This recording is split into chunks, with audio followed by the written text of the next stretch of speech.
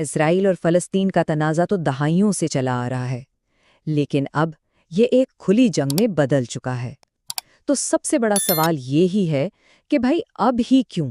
آج کی اس گفتگو میں ہم اسی سوال کا جواب ڈھونڈنے کی کوشش کریں گے کہ آخر حالات اس نہج تک پہنچے کیسے؟ ذرا یہ بیان دیکھیں، یہ اسرائیلی وزیر دفاع کا ہے جو حملے کے فوراً بعد سامنے آیا۔ اس سے آپ کو اندازہ ہو جائے گا کہ اسرائیل کا رد عمل کتنا شدید ہونے والا تھا۔ یہ الفاظ اصل میں اس تنازع کی سنگینی کو بالکل واضح کر دیتے ہیں۔ اور یہی وہ بنیادی سوال ہے جس کے گرد ہماری آج کی ساری بات چیت گھومے گی۔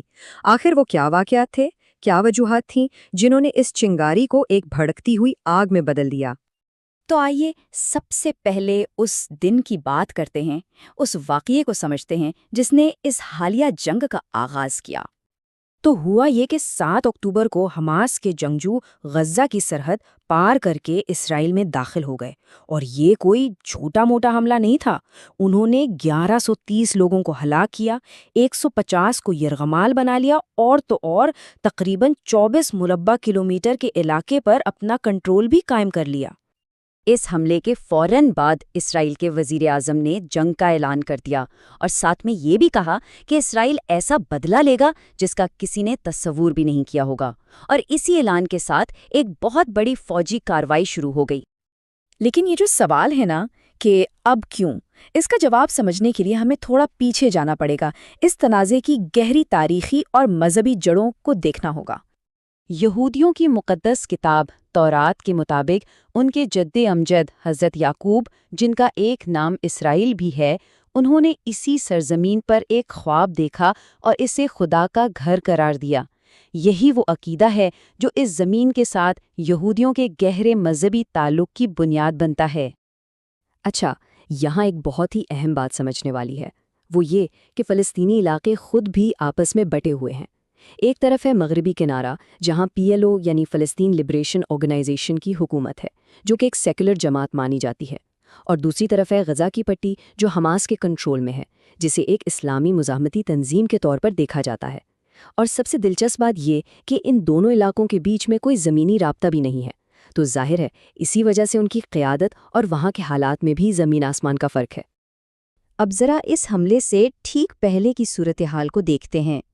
مشرق وسطیٰ کی سیاست میں ایک بہت بڑی تبدیلی آ رہی تھی، جس کی وجہ سے تناؤ بڑھتا جا رہا تھا۔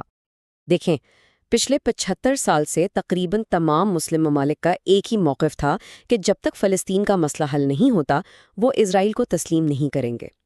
لیکن کچھ سال پہلے یہ جو ایک پرانا اتفاق رائے تھا، یہ ٹوٹنا شروع ہو گیا۔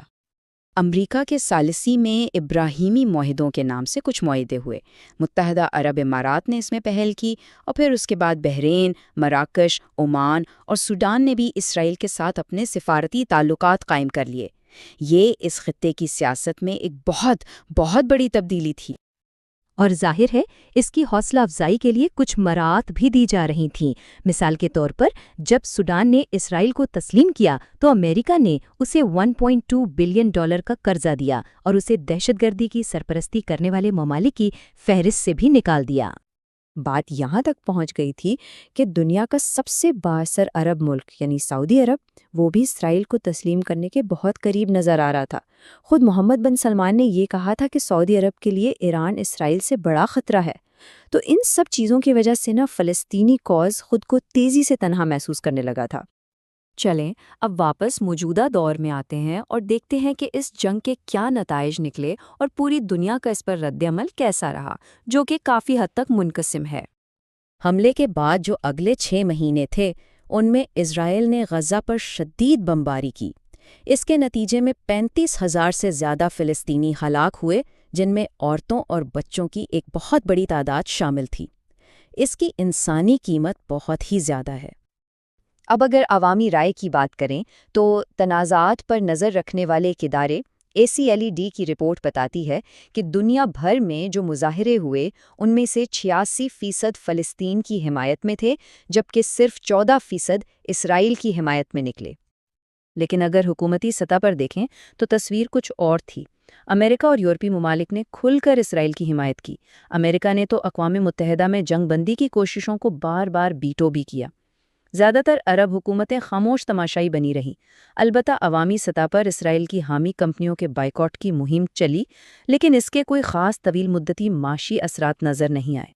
لیکن اس ساری صورتحال میں ایک ملک ایسا تھا جس نے اسرائیل کو عملی طور پر چیلنج کیا، اور وہ تھا ایران۔